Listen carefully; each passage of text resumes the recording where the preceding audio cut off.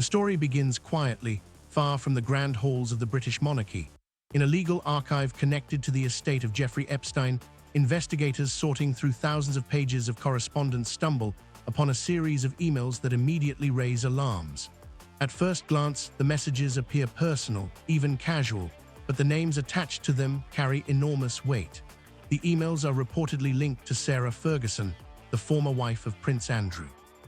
What begins as a routine review of old documents quickly transforms into something far more explosive, because within those messages lie references to two young women whose positions place them directly within the British royal orbit, Princess Beatrice and Princess Eugenie.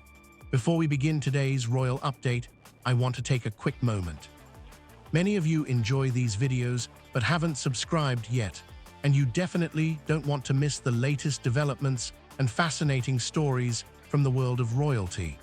Subscribing is completely free and helps you stay up to date as every new royal moment unfolds. And while you're here, let us know, where are you watching from? Share it in the comments below. It's always wonderful to see viewers joining us from all around the world. As journalists and legal analysts begin studying the emails more closely, a troubling pattern emerges. Ferguson's tone toward Epstein appears unusually familiar, filled with praise and gratitude that many readers find unsettling given Epstein's criminal history. In one message, she reportedly thanks him for what she calls his supreme friendship, language that critics later describe as shockingly intimate. The timing of the correspondence only deepens the unease. Several of the emails were allegedly written during years when Epstein's reputation was already under intense scrutiny following his conviction related to the solicitation of a minor. For a figure connected to the British royal family to maintain any friendly tone toward him during that period raises immediate questions among observers. But the emails are only the beginning. Financial records reportedly linked to Epstein's advisors soon enter the picture, and these documents introduce an even more controversial element: money.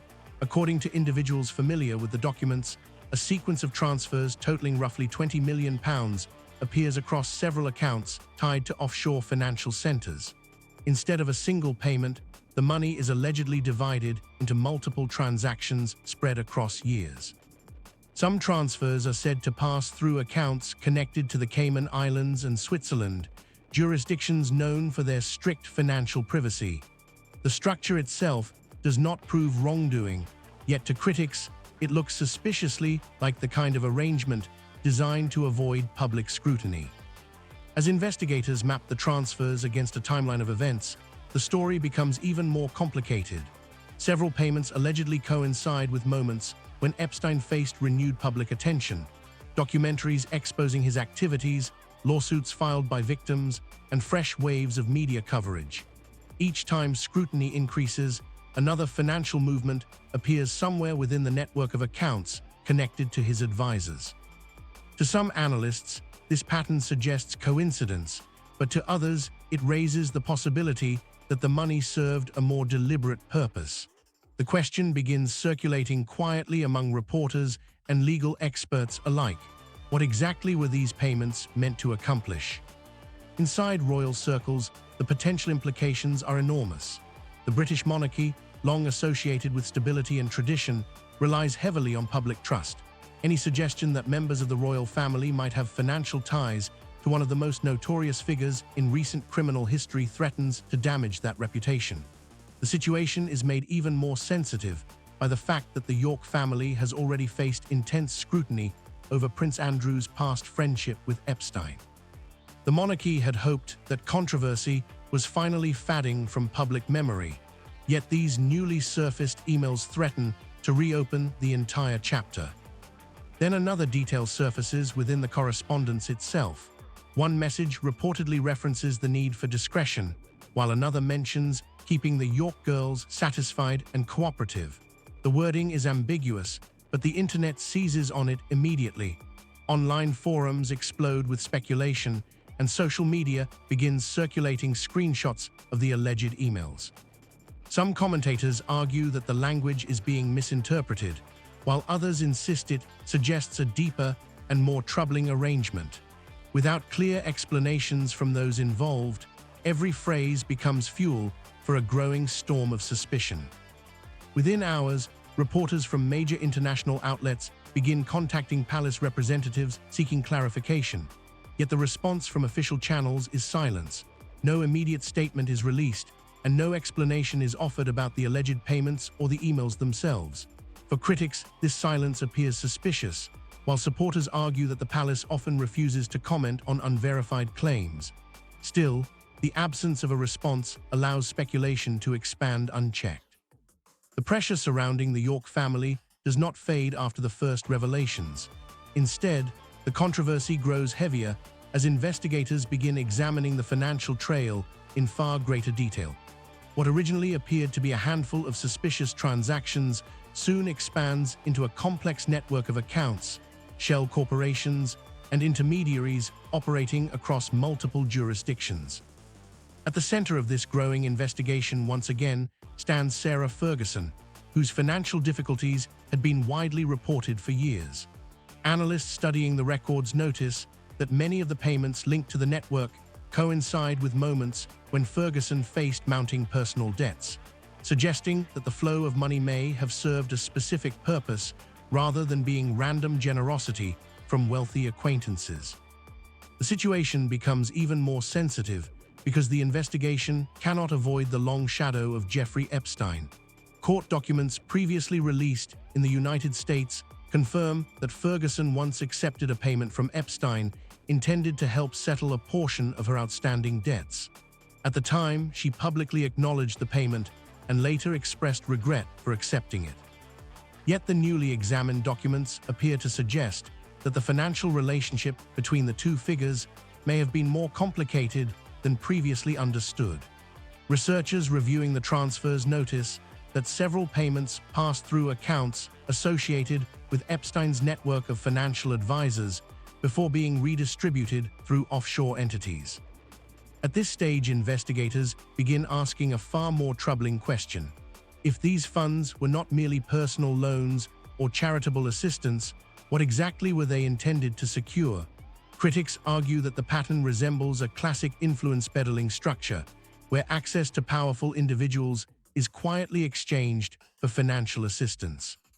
Because Ferguson maintained close ties to her former husband, Prince Andrew, observers wonder whether the money might have been connected to Andrew's long history of international business introductions during the years he served as a British trade envoy. During that period, Andrew traveled extensively, meeting wealthy businessmen, political leaders, and investors who hoped to strengthen ties with the United Kingdom. The theory remains unproven, but investigators find several coincidences difficult to ignore. In at least 2 instances, large financial transfers are recorded within months of high-profile meetings between Andrew and foreign investors. Those meetings had originally been presented as routine diplomatic networking designed to encourage economic partnerships. However, critics now question whether some introductions may have carried a hidden financial dimension. If wealthy figures believed that access to Andrew could help them gain influence within British commercial or political circles, the temptation to provide financial assistance to individuals close to him might have been significant. While reporters analyze these financial patterns, the media spotlight shifts toward Andrew's daughters, Princess Beatrice and Princess Eugenie. Neither princess has been formally accused of wrongdoing, yet investigators reportedly discover small transfers and gifts associated with accounts linked indirectly to the wider network under scrutiny. The amounts involved appear modest compared with the millions discussed elsewhere, but the optics are deeply uncomfortable. Critics fear that the princesses may have unknowingly benefited from funds connected to questionable financial arrangements. Royal commentators quickly point out that the daughters have spent much of their adult lives pursuing private careers outside the central working monarchy. Both women have attempted to maintain professional reputations independent from their father's controversies. Nevertheless, public perception often moves faster than verified facts. As soon as the possibility of financial links emerges, online speculation begins portraying the entire York family as part of a broader financial scheme. Palace advisors understand that if the narrative continues spreading unchecked, it could permanently damage the public image of 2 royal figures who had previously managed to avoid direct scandal. Meanwhile, the investigation itself expands beyond Britain. Financial regulators in several countries quietly begin reviewing records connected to the offshore companies mentioned in the original documents. Because many of the accounts operate in jurisdictions known for strict secrecy laws, gaining full access to the transaction histories may take months or even years. Still, each new request for information signals that authorities are taking the matter seriously. What started as a media controversy is slowly transforming into a multinational financial inquiry. Inside royal circles, the atmosphere becomes increasingly tense. The monarchy has already spent years attempting to distance itself from the reputational damage caused by Andrew's association with Epstein. Now the resurfacing of financial questions threatens to reopen wounds that the palace hoped had finally healed. Advisors know that even if no criminal wrongdoing is ultimately proven, the continued flow of damaging headlines could undermine public trust in the institution itself. Yet the most dramatic development is still ahead. While financial investigators continue tracing money across continents, a separate discovery begins circulating quietly among intelligence officials. According to sources familiar with the matter, one of the accounts connected to the network may have received funds originating from a powerful foreign businessman with close ties to a national government. If that connection is confirmed, the controversy will no longer be merely a royal scandal about money and reputation. It will become something far more serious, a potential national security concern involving foreign influence, political access, and the vulnerability of one of the world's most famous royal families. The pressure on the York family intensifies as investigators begin to unravel the broader geopolitical implications of the financial network. What initially appeared to be a series of isolated transactions now reveals potential links to influential foreign actors with vested interests in the United Kingdom. Analysts note that the pattern of transfers coincides with periods when Andrew Mountbatten Windsor, Duke of York, undertook diplomatic visits to strategic regions, including Central Asia and the Middle East. These trips, once seen as routine exercises in trade diplomacy, now appear intertwined with financial movements benefiting intermediaries connected to international power brokers.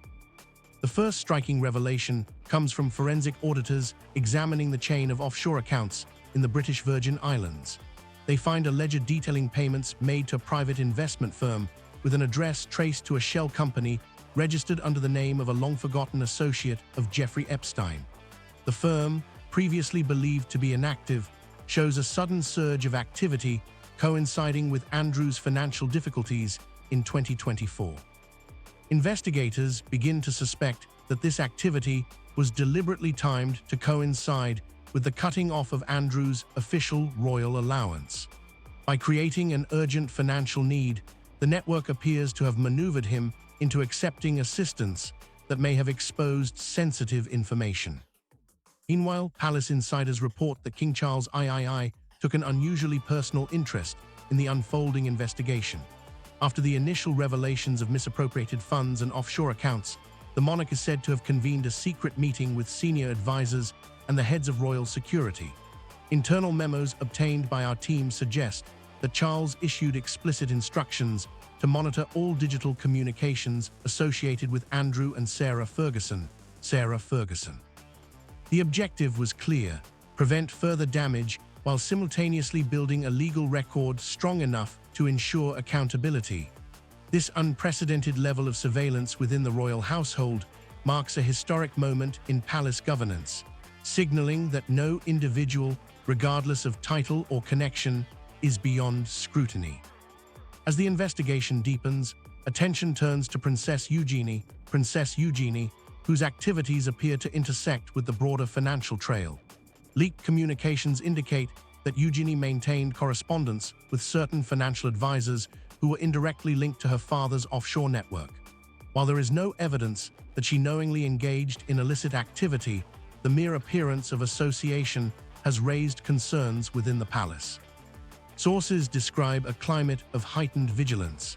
Staff have been instructed to report any irregularities immediately, and palace IT systems are being audited for signs of unauthorized access or unusual communication patterns.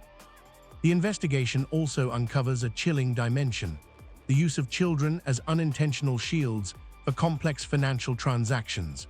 Documentation suggests that small sums were routed through accounts nominally associated with Princess Beatrice, and Eugenie, effectively masking larger transfers within layers of seemingly innocuous transactions.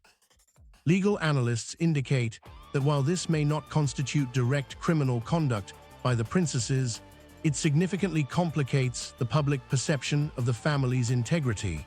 In a highly public institution such as the monarchy, perception often carries as much weight as fact, and the optics are deeply concerning. In parallel, intelligence agencies raise alarms about the potential involvement of foreign influence operations. Early findings suggest that some of the offshore transactions could be linked to intermediaries acting on behalf of foreign governments seeking leverage within the United Kingdom. A leaked report from a senior intelligence committee warns that even minor financial entanglements could pose strategic vulnerabilities. If foreign actors were able to gain preferential access to royal figures through financial influence, the consequences for national security could be severe. This revelation triggers immediate action at the governmental level. Parliament convenes a closed-door session to assess the national security risks posed by the York family's entanglements. Advisors recommend a multi-agency task force combining financial regulators, intelligence analysts, and law enforcement officials to scrutinize every facet of the network. Members of the committee emphasize that transparency is critical, both to protect the monarchy and to maintain public confidence in the rule of law. Amidst this mounting pressure, Sarah Ferguson's role continues to dominate headlines. Court documents obtained from the United States confirm that she facilitated several high-value introductions between Andrew and foreign investors. In some instances, the transfers appear to be directly tied to meetings that Andrew attended while officially representing the UK in trade or diplomatic capacities. Analysts caution that these transactions create the appearance of a quid pro quo, raising serious ethical questions about the intersection of personal gain and public duty. Royal commentators highlight the historic nature of the situation. Never before has a senior royal family member faced scrutiny at both the legal and intelligence levels simultaneously. The combination of financial mismanagement, potential national security exposure, and family betrayal represents a crisis with few precedents. For the public, the unfolding narrative challenges traditional perceptions of royal immunity and privilege. The investigation reaches its climax as the final threads of the York family scandal are pulled together. By early March 2026, investigators have confirmed that the offshore accounts, secret transfers, and covert communications were not isolated incidents. They were part of a coordinated effort to exploit Andrew Mountbatten Windsor's position for financial and political gain. Every angle points to one conclusion: the monarchy's most private spaces were weaponized for profit. Princess Eugenie and Princess Beatrice, while not directly implicated in wrongdoing, find their lives irrevocably altered. Communications suggest that their names were used to shield transactions, and their private accounts became unwitting instruments in Andrew's schemes. The palace moves quickly to protect the princesses from public scrutiny while ensuring that the chain of accountability remains unbroken. Senior advisors implement strict protocols. Access to all personal communications is monitored, financial transactions are subject to audit, and public appearances are carefully managed to avoid further reputational damage. Meanwhile, Sarah Ferguson faces intense legal pressure. Evidence now links her directly to facilitating meetings and financial transfers with foreign entities. Investigators uncover a pattern of monetary exchanges that align with Andrew's trips abroad, suggesting coordination designed to influence trade, investment, and diplomatic opportunities. The Duchess of York's public image, long carefully curated, collapses under the weight of documented evidence. Leaked court documents and emails reveal that her role was not passive, but central to the operation, providing both the connections and the financial apparatus that enabled Andrew's misconduct. Andrew Mountbatten Windsor, stripped of his titles and privileges, now faces criminal prosecution. Court hearings at the Old Bailey begin in March 2026, marking the first time a senior royal is held fully accountable under modern UK law. Legal experts note that the case is unprecedented. It combines financial crimes, potential breaches of national security, and questions of familial loyalty. The courtroom atmosphere is tense, with security measures rivaling those reserved for high-profile terrorism trials. Every piece of evidence, from offshore ledgers to encrypted communications, is meticulously presented. Witness testimony, including former aides and palace officials, paints a vivid picture of a household compromised by ambition, secrecy, and betrayal.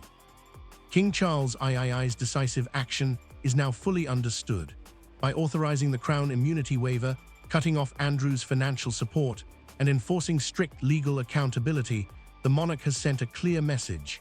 The institution comes before any individual, even family.